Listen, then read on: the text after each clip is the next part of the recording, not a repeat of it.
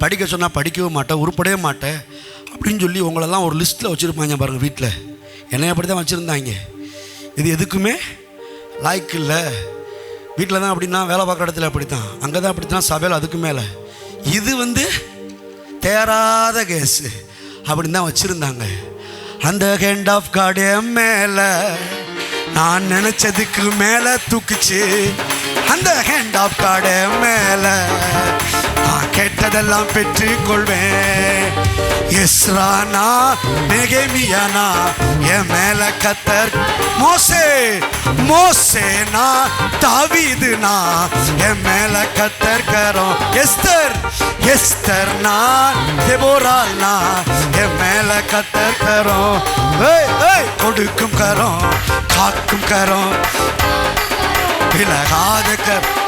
கொடுக்கும் கரம். அந்த hand of God மேல கெட்டதெல்லாம் பெற்றுக்கொள்வேன். அந்த ஹேண்ட் ஆஃப் காட் மேல நான் கேட்டதெல்லாம் பெற்று. உன்னை எங்களுக்கு நியாயாதிபதியாகவும் அதிகாரியாகவும் வைத்தது யார் என்று சொன்ன அந்த மோசேயைத்தானே தேவன் இரட்சகனாகவும் மீட்பனாகவும் தலைவனாகவும் ஏற்படுத்தினார். யாருக்கு தெரியும், இங்கே இருக்கிற நீ ஒரு தலைவனாக மாறப்போகிறாய். இங்கே இருக்கிற நீ அநேகருக்கு ஒரு மீட்பனாக மாறப்போகிறாய்.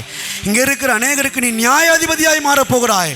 நான் சொல்கிறேன், தேவன் செய்கிற வேலை அது உலக வேலையாக இருந்தாலும் சரி, ஊழிய பாதையாக இருந்தாலும் சரி, கர்த்தருடைய நோக்கம் எல்லாம் உன்னைய மேன்மையான இடத்துல வைக்கிறது தான் திட்டம். ஊழியத்திலையும் சரி, உலக வேலையிலையும் சரி, கர்த்தர் உங்களை மேன்மையாக வைக்கிறதே அவருடைய திட்டமாக இருக்கிறது. ஏன்னா பைபிள் சொல்லுது, தேவன் பெரியவர். ஆமென். அதை செய்கிற அவருடைய வல்லமை, சொல்லுங்க, அவருடைய கிருபை, இரக்கங்கள், அவருடைய தயவு. எனக்கு எப்படி தெரியும்? பைபிள் சொல்லுது, அவருடைய பெரிய தயவினாலே இஸ்ரவேல் ஜனங்கள் செல்வவான்களாய் வாழ்ந்தார்கள். அப்ப அவருடைய தயவு பெருசு, இரக்கம் பெருசு, கிருபை பெருசு, அன்பு பெருசு. திட்டம் மாத்திரம் எப்படி சிறுசா இருக்கும்? அவரே பெரியவர், அப்புறம் திட்டம் எப்படி சிறுசா இருக்கும்?